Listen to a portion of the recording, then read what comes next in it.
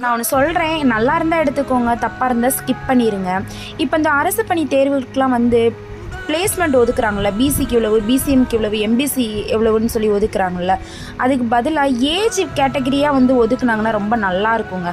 20லேருந்து 30க்கு இவ்வளோ பிளேஸ்மெண்ட், 30லேருந்து 40க்கு இவ்வளோ பிளேஸ்மெண்ட், 40லேருந்து 50 ஏஜுக்குள்ளவங்களுக்கு பிளேஸ்மெண்ட்டுனா எல்லா ஏஜ் கேட்டகரியும் உள்ளே வருவாங்க. அதாவது எல்லா ஏஜில் உள்ளவங்களுமே அவங்களுக்கு வந்து வேலை வாய்ப்புன்றது கண்டிப்பாக கிடைக்கும்.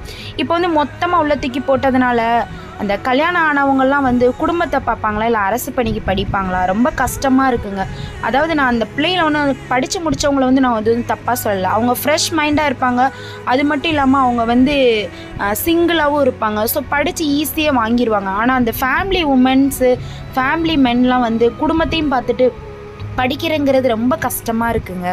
அதனால் இதுக்கு ஒரு சொல்யூஷன் கண்டுபிடிச்சாங்கன்னா எல்லாருக்கும், எல்லா வயதினர்களுக்கும் வேலை வாய்ப்பு கிடைக்கும். இது என்னுடைய வேண்டுகோளுங்க.